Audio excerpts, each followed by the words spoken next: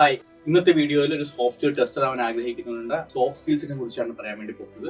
Number 1, analytical skill. ഒരു software tester എന്ന നിലയ്ക്ക് നിങ്ങൾക്ക് ടെസ്റ്റ് കേസസ് എഴുതാനും റിക്വയർമെന്റ്സ് മനസ്സിലാക്കാനും ഇഷ്യൂസ് ഐഡന്റിഫൈ ചെയ്യേണ്ടതായിട്ടൊക്കെ ഉണ്ട്. ആ ഒരു സാഹചര്യത്തിൽ അനലിറ്റിക്കൽ സ്കില്ലുള്ള നിങ്ങൾ ലാർജ് ആൻഡ് കോംപ്ലിക്കേറ്റഡ് പ്രോബ്ലംസിനെ സ്മോൾ ആയിട്ട് ബ്രേക്ക് ഡൗൺ ചെയ്യാനും അതിന് ലോജിക്കലി ആയിട്ടുള്ള സൊല്യൂഷൻ കണ്ടുപിടിക്കാനും സാധിക്കും. രണ്ടാമതായിട്ടുള്ള സ്കില്ലാണ് അറ്റൻഷൻ ടു ഡീറ്റെയിൽ. ഒരു സോഫ്റ്റ്വെയർ ടെസ്റ്റർ എന്ന നിലയിൽ ഒരു പ്രോഗ്രാമിംഗ് സോഫ്റ്റ്വെയറിലുള്ള ചെറിയ ബഗ്സ് പോലും അല്ലെങ്കിൽ എറേഴ്സ് പോലും അല്ലെങ്കിൽ നിങ്ങൾ ടെസ്റ്റ് ചെയ്യാൻ മറക്കുന്ന കാര്യത്തിന് പോലും വലിയൊരു ഇമ്പാക്ട് തരാനുള്ള സാധ്യത ഉണ്ട്. സോ മൈന്യൂട്ട് ഡീറ്റെയിൽസ് പോലും ശ്രദ്ധിക്കാനുള്ള ഒരു കഴിവ് ബെറ്റർ ആയിരിക്കും. മൂന്നാമത്തെ communication skill.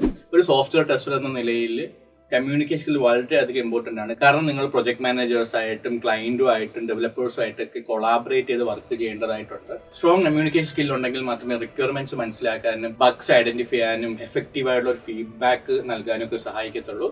നാലാമതായിട്ടുള്ള സ്കില്ലാണ് domain knowledge. Software tester എന്ന നിലയിലേക്ക് ഡൊമൈൻ നോളജ് ഉള്ളത് വളരെ ബെറ്റർ ആയിരിക്കും.